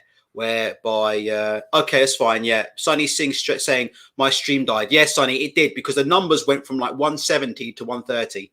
All right. And now they're going back up again. So that's fine. That's fine. I think the stream did die a bit. Let me tell you, it's I wonder if there's politics in some of these camps where You know what these trainers like. Every trainer I've ever met, and I haven't met that many, but everyone I've ever met has been extremely egotistical, extremely egotistical, dripping with ego. And I'm just wondering where, like I said, you've got too many of them in there.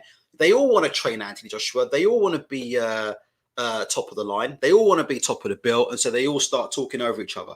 And don't worry if people saying that the stream's dead, Riku. It's not, because there's still 140 people in there right now. So I'll keep an eye on that. But I think, like I said, there has been a little drop there. But you just carry on there. We're still live. Yeah. At the end of the day, this is all the fighters' responsibility, right? It's their career. They need to decide how they run their camp. They need to tell whoever the head coach is, whether that's McCracken or whether that's Mark Tubbs, what they do, what the other people do in the team. The onus is on the fighter at the end of the day. It's a peculiar thing in boxing, right? You could have a situation where you have, in no football team, for example, would you have 3 football managers? You wouldn't have Arsene Wenger, Sir Alex Ferguson, and let's say Mourinho all together on the sidelines trying to manage one team. Exactly. It's sort of self-created problems in a way, but we can't also blame Anthony Joshua's team now because it's the same team that got him the win against Ruiz. That's also true. So we can't just say it's the team's fault. We have to also remember sometimes fighters don't execute the game plans that they're given. The only thing that I found a bit strange was the Rob McCracken always telling him, "You've done brilliant work, Anthony. You've done brilliant work." And Spencer Fearon actually said something interesting. I watched his interview where he was ringside.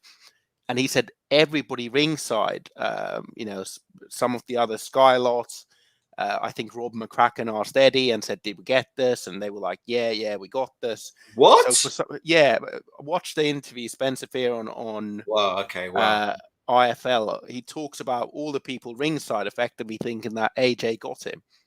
So I don't know whether there was confusion around scoring, whether they thought think we might going to happen, or whether they just got sucked in the same way I got sucked in. Yeah, maybe. So I don't really, but I never subscribe to the idea that when a boxer loses, we need to change the training team instantly, because at the end of the day, that was the training team that got him the Ruiz win, and they all praised him for that. Sometimes things can go wrong in the night. Maybe something went wrong in the camp, but we don't need to always have a massive rationalization of why a fighter lost the fight. Why do you think they're called 258 management? Do you think they're called 258 management because there's 258 of them in Anthony Joshua's locker room before the fight? Probably. What is going on in this man's locker room? What's that? Nate Dogg area codes. What's that song? Maybe there was a girl or a woman that you found from an area code 258. Yeah, maybe that's 258. Yeah, there's 258 of them in the friggin' changing room. Fingers crossed he's gonna. Right, we're gonna have to finish up soon. But listen, Davis asking you. We'll do a last few more. Is AJ mentally broken? No, I don't think he is. I mean, this loss is less devastating than the Ruiz loss. This loss, he's got 2 options, right? He can face the man if he believes he can beat Usyk, or he can choose another path. The Ruiz fight was devastating in all ways. He got completely obliterated by an underdog and probably made him think that, is he actually at the level? Okay, all right. I'm going to go through some of these cues. All right, quick. We're going to do this quick fire questions, quick fire answers. Quick. Here we go through. Yeah, it's up now. We had a big drop. There's been some problems. We went from like 180 down to 140, but it doesn't matter. We hit 300. So ironically, that makes Riku the biggest draw in the history of this particular channel so far. Ironically, by some margin as well.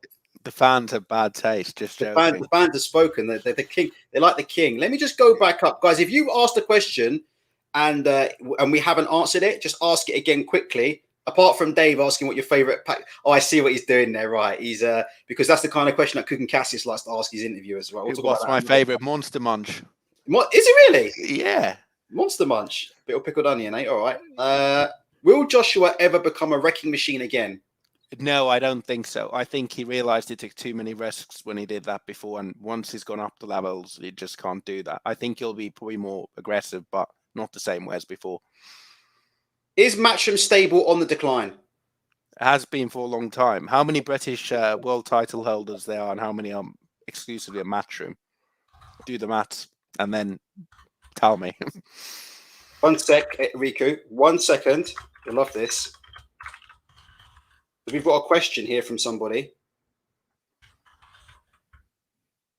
You can spell properly. Here we go. Sorry about that, Rick. We got a question from Ultratech. He says, "Did Eddie Hearn box in the amateurs?" Yeah, he's 4-0, 3 by the way. The Billa Ricky Iceman. Eddie Hills, not Eddie Hearn, never boxed, but Eddie Hills boxed. The funniest part of that Mickey Elliott interview was when I asked Mickey Elliott, because Mickey Elliott's legitimately been in the amateurs, yeah? And I was like, Mickey, do you have any recollection of Eddie? And he said, no. And he wasn't even trying to be nasty about it. He was like, there was no recollection of Eddie boxing. Mickey would have known if Eddie Hearn had boxed, man. Anyway, It is what it is. Davis and Dave says, is Eddie still in boxing in 5 years' time? Depends on the length of the zone contract, but I know he's always been interested in going into the music business. I think the music business? Never heard this before? No. He's spoken before about wanting to become a music promoter for music events, but like Al Heyman on the reverse, right? That's where Al Heyman started. Let me ask. I see Eddie Hearn ending it by being a motivational speaker. I always thought that was going to be his graft. He was going to do the whole motivational thing. He was going to go around, give speeches, and become some kind of business guru. And I thought that's what the whole Relentless book was the prelude to, Riku. Well, that's what I thought. But no, I think he wants to be in the music business. I've heard that from other people as well. Does anybody know what kind of music he likes? He looks like an Adele man to me. Yeah, he'd sing. He'd be singing there with his eyes closed. Yeah, he looks like a Coldplay / Adele man, in my opinion. Let's have a look here. A few people making comments here. Oh, gee, who gives a sh? Does Hatton beat Martinez in the rematch? Who gives a? He's taking the piss, obviously. Well, we do have Brian Rose against Maravilla Martinez soon. So I tell you what, I love Brian Rose to pieces, but he was a funny. You know what? Talk up, but he can take a joke. I used to make pound for pound lists up, yeah. Yeah, I remember those days. I used to make pound for pound lists on social media, and you were the Del G before Del G. Yeah, that's it. Yeah, I had like Scotty Cardle at 1, and I had like Brian Rose at 2. And you know what? I had this gimmick, right? That Scotty Cardle was going to fight Mikey Garcia. But Mikey Garcia was ducking him, and I legit managed to rope a couple people into believing that. One time, Scotty Cardle was fighting, main event on Sky Sports, and I actually convinced somebody that Mikey Garcia was in the arena watching it, saw Scotty Cardle win by knockout, and then walked out of the arena and never came back. Like, I'm not even joking. Like, Twitter is an absolutely hilarious place. Have you seen what Del G? You've got Jake Paul being interviewed about the fake numbers Del G has put up. Have you seen that? I don't really follow Del G, but I'm aware of him, and I did come across that tweet. The numbers looked ridiculous. I think they had Campbell Hatton on 500,000. You had legitimate boxing people tweet it. You had Jake Paul retweeting it. You had Jake Paul the other week being asked by Garrett A. Davis about the numbers, and he was commenting on the numbers. Well, yeah. I've actually met Del G. He used to be an amateur boxer in Scotland. Really? Amateur boxer, yeah. I think he's the fastest knockouts in something in Scotland. But yeah, he's a solid guy, good guy as well. Well, let me tell you, maybe he needs to be. Like I said, with all due respect to Gareth A. Davis, I think question marks need to be asked when you're in the business and you're taking money to be in the business, and somebody sends you a tweet saying Campbell Hatton got 500,000 to appear on an undercard against somebody flown in from somewhere at X amount of hours notice, and you go and take that as gospel. I think that's listen, that's a serious issue. Boxing Matrix says, how would Lennox Lewis perform against the current heavyweights? I think he'd be top of the pile. Let's talk about Lennox Lewis versus Dillian White in his prime. Dillian White versus Lennox Lewis, prime Dillian White. So I don't know, the Dillian White that was knocked out Lucas Brown, the prime Dillian White, like. You mean the Lucas Brown that was knocked out in sparring by Chisora the same week and should have gone to concussion protocol? That guy. But yeah, I think Lennox Lewis would easily do these heavyweights. His jab was just too good, and also he just had good feet. His ring generalship, everything else. He's a top 10 all-time heavyweight. This is going to be long, so I don't know how brief you can be with this, but yeah, go for him. Crawford versus Porter and Canelo versus Plant predictions. I think Crawford wins. Canelo Plant. I mean, Canelo's seen everything that Plant can bring. I think Plant's a good fighter, but Canelo's just on another level. Have you ever seen Plant's girlfriend? She's a stunner. She used to do thing for the Mayweather Boxing Channel. She used to do interviews for the Mayweather Boxing Channel. Jordan Woods or something. Have you seen the PB? There's something being circulated around the internet of somebody from the LDBC saying that Canelo is afraid of Caleb Plant because he knows that Caleb Plant is pretty much black in every essence other than his skin color or something. And that's what he actually said. Someone said it from somewhere. Someone from the LDBC was saying Caleb Plant is only white in skin color only, and Canelo knows that. And that's part of the reason why Canelo was so upset with him. I mean, listen, I'm not going to lie. I mean, it's one of them weird things, like, to me, like, I do look at Caleb Plant as one of us, and I don't know why that is. I just do that. I get what you mean. I don't think Canelo's slightly afraid of that, is it? It's not... No. But it's like, I don't know why. It's so weird. Like, Caleb Plant and Lee Selby, right, are two guys, right, that, I don't know. They're just two guys that, you know, you treat them like your brothers, really. They wouldn't be out of place in Brixton, put it that way. Yeah, that's it. Lee Selby and Caleb Plant. Caleb Plant's the man. Let's have a look here. Ask Riku, where does Fury go if he beats Wilder? Fuck that. Let me ask you something before we go. I'll ask this question, but let me ask you something. Alan Babbage, because someone mentioned him here. What is your opinion of this guy? Like, I think he's entertaining to watch, yeah? But I think a limited heavyweight career awaits for Mr. Babbage once we get in the ring of somebody who can really hit him back. No, I've seen him with Joe Joyce. I completely agree with that. But if you're going to put your money on somewhere, when the Lucas Brown against Alan Babbage odds come out, rounds 1 to 3, lump onto Alan Babbage. That's buying. I mean, he lost to a 42-year-old rugby player recently, Lucas Brown, didn't he? And he's been dragged in to fight Alan Babbage. That's quite disappointing. I think that's the theme of today's show, Riku. Disappointing. Everybody's disappointing. I will get back to that other question. Kazim, I will get back to this, I promise you. I want to ask this one first. Does Callum Smith win a world title at light heavyweight? That's a really good question. I think there's potentially, if he's maneuvered in the right way. I think he could beat a Joe Smith Jr., for example. I think Bivol would be an interesting fight. How would he do against Callum Johnson? Sorry? How would he do against Callum Johnson? Who, Bivol? No, Callum Smith at light heavy. Oh, sorry. Did he mean Callum Smith? Yeah. Johnson. No. He meant Callum Smith. But so I was just asking you. Yeah, he meant Callum Smith at light heavyweight. But you were going through some names on who he beats. Oh, you were going through champions. Sorry, I understand. Yeah, I was going through champions. I think potentially Callum Smith could beat Bivol or Joe Smith Jr. Bivol? Really? Okay. Well, mind you. You know what? I think Bivol's quite small at the weight. I mean, I've never been super impressed by Bivol, personally. I mean, didn't he fight against that Castillo guy that got iced by Callum Smith and went 12 rounds or something?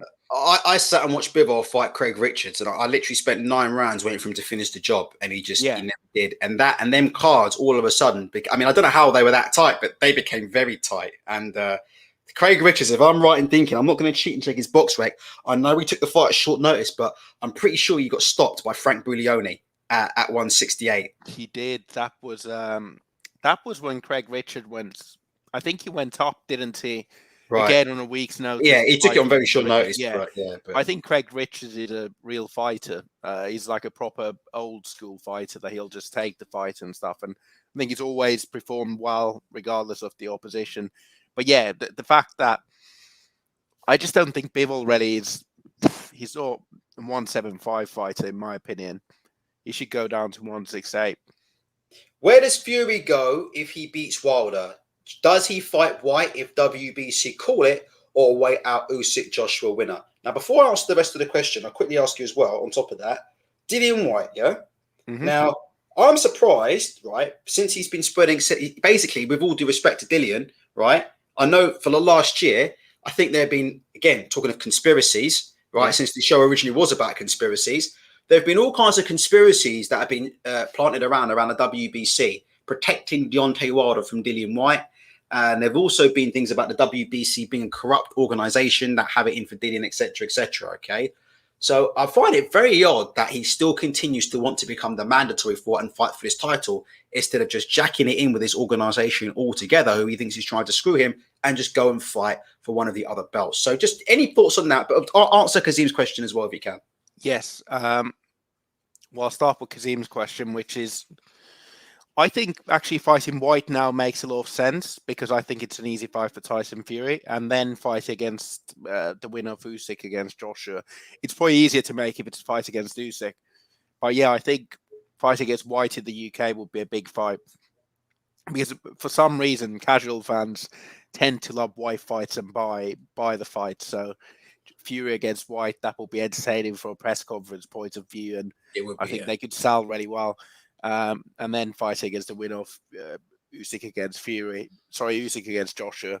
Of course, with the rematch clause, now starts a cycle of loads of mandatories. So whoever wins the rematch between those two has to probably fight 2 or 3 mandatories to clear the decks again. The White question on WBC, White got offered the fight which Ruiz took, right? He got offered that fight which he declined. Also, if you have such a good management team, your promoter's Eddie Hearn, who has good relationships with most governing bodies, how can he not press the action and get a mandatory slot? I mean, we all know it's a bit of a... I don't believe it at all. Come on, you're not a mandatory for so many years. If you have a decent management team, all you need to do is to really enforce it and threaten legal action and everything else. I just think it's. I just don't understand why he doesn't just. Why years ago he didn't just can't he get ranked by another organization or what, or what's going on? I mean, at one point one man had all the other belts. I don't understand it. I really don't. Sorry. Carry on. If Joshua was in the same position, if Joshua, an Olympic gold medalist, was in that WBC position, do you think that he would have been in that position for so long? And what I mean by that is not that the governing body chooses something, but do you think there would have been more effort from Eddie Hearn and everybody else around to get him to fight that mandatory? Have you got one more minute? Because they still want to ask you questions. I'm trying to get out of here. Go for it. Couple more minutes. Yeah, let's do a couple more. Okay, right. Does Richards beat Buatsi? You know what? That's a good fight. I don't know the answer to that because I don't know. I'll give it to you right now. Yes or no? Can we move on or what? Yeah, if Buatsi's the fighter that we think he is, and he getting beat by Craig Richards, yeah. I mean, what's the excuse for that going to be? Craig Richards' sister screaming in the background, put me off my boxing. I mean, listen, at the end of the day, if Buatsi is who we think he is, look, Craig Richards is a good fighter. I'm not saying Craig Richards is a bad fighter at all. But listen, if Buatsi is who we think he is, and Eddie Hearn was talking about unifying divisions, then you need to be getting beat past people like flipping Craig Richards before you start stepping in with Better Bayev. Yeah, that's true. Jimmy fucking Beterbiev, right? That guy's a monster, honestly. Well, yeah, exactly. We're talking about Eddie Hearn's talking about unifying divisions. Well, mate, like you got Beterbiev or Craig Richards. No, we need to learn to walk before we can run here. I think. These AJ questions keep. I'm sorry because I think Will. No disrespect. I think we have answered these, but I will ask. Do you think AJ is scared to slug out after the Andy Ruiz win? I think you answered this already, Riku. Yeah, I think he's more cautious. He knows the guys. If we think about his career, that Klitschko fight, he went life and death in that fight. Since then, he's fought against opponents that aren't that good. And I think the Andy Ruiz fight just made him a bit more cautious. And also, I think he just changed his boxing style. He just realizes that he can't afford to get hit as much. A heavyweight boxing, you know, there's only so many times you can be knocked out continuously down and you end up like Lucas Brown. Fucking wait. Let me ask you, because somebody is talking about Lerone Richards being boring. Who is the most boring fighter in your opinion? Like, who is the fighter that? Because people don't understand as well as content creators, right? Sometimes we have to watch these cards. It's like people think. I'll be honest with you. I lost my passion. I lost the fire for watching boxing on TV about 3 years ago. After being, subjected to, years and years of overhyped match and pay-per-view. To be honest, like if I wasn't really running this channel, I probably wouldn't watch any more boxing. I'd go back to the gym and do a bit myself, but I probably wouldn't watch any more boxing. But who are the guys who, when you have to watch a card, right? You have to watch a card, you need to cover it, and you look at the fucking card shit and you're like, oh fuck, I've got to sit and watch this, but I've got to sit and watch this guy. Oh my gosh. Like, who are the guys you just look at and you go, jeez? I'll give you a name. Akole. Akole's one of them for me. I don't care. Even if he knocks the guy out for me. No. Painful. You know what? I used to like watching Hugh Fury, but I just haven't seen the. Oh my god, he's another one. Hugh Fury. Oh, yeah. When he's on the card. I don't think he's a bad fighter at all, but heavyweights I want knockout. Zach Parker's another one who's obviously we spoke about last time. Who else? Huey Fury, that's a great shot. Listen, Riku, when I see his name on the card, honestly, my head just sinks into my hands. I'm like, I've got to sit and watch 12 rounds of this. I can't do it. I know he's got a bit still, but it ain't for me. Carry on. You know what? Zelfa Barrett's another one. I used to think when he was fighting with Frank, I used to think this guy's exciting, but after Ronnie Clark fight and given how it's been matched now, I'm just like, well, they just give him decisions, to be honest. Somebody mentioned Andrade. I have to be honest, he's like watching paint dry. He's bad, isn't he? He's bad, isn't he? Boo-boo's terrible. Boo-boo's boo-boo. He's boo-boo. Yeah, that's it. Boo-boo, yeah. There's a reason why it's called boo-boo. Yeah. They got him up in that Dunkin' Donuts arena out there, stinking the joint out. He stinks, man. I'm trying to think of some other names that he got in the chat. I'm not massively keen on Mikey the Problem either. Michael McKinson. McKinson. I can't slag him off. He's one of our own. He's a very good fighter. He's got skill, but I know what you mean. No, you're entitled to your own opinion. Dave is saying Katie Taylor. I don't mind watching a bit of Katie Taylor. I tell you, go Karamiku. Nice. No, I agree. I mean, Katie Taylor recently, it's always a hometown decision. The Jonas fight was very good, but the reason I don't like necessarily watching Katie Taylor is nothing to do with her. It's everything to do with the rhetoric around her, where they keep on saying what a big star she is in Ireland and what an icon she is, and how Saint Katie Taylor is how we call her. Katie Taylor. Exactly. That's the female Lomachenko. All right, guys, we're gonna Rico's literally on, and we're gonna finish up. Rico, I just want to get this on the screen for you. This is the next card that I have to sit down and cut. Well, I probably won't even have a YouTube channel by then. I don't even know if that's a good or bad thing with this utter shite coming up. October the 9th, yeah. They're putting this shite on the same night as Fury and Wilder. I completely forgot this card existed, you know. So did I. I looked at the date. This was the one where all the content creators were going game changed. I mean, come on. Have you got any thoughts on Anthony CBD, Supreme CBD Fowler versus Liam? I'm so happy. Liam, I always wanted to be a match and fighter Smith because they ain't done nothing with it. Liam Smith's career has literally died a death. I mean, Lord Jesus Christ. Liam Smith's career looking like something out of Tales from the Crypt right now. So do you have any thoughts on this fight?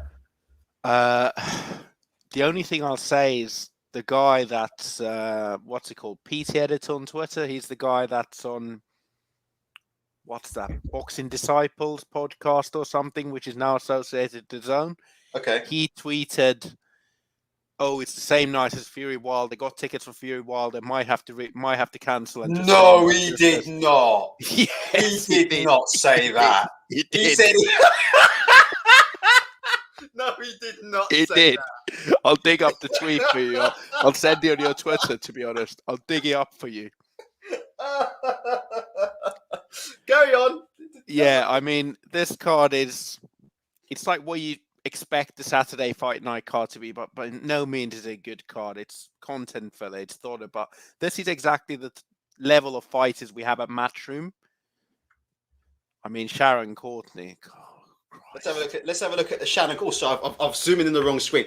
Let's have a look at old Shannon's opponent. At least they got an opponent. To be fair to Shannon Courtney, it's like literally like a week out, yeah, and they've got her an opponent. Oh look, 6-4. I don't think she's ever beaten anybody. I don't think she's ever beaten anybody with a winning record, if I remember correctly. So no, Rach. Oh yeah, she lost. Oh, really? Yeah, let me dig it up on Box Record. Okay, all right. In the meantime, now, every time I see Shannon Courtney, I want to start digging up some of her old photos from Twitter before she used to have some pretty racy photos on Twitter before she ended up locking her page down.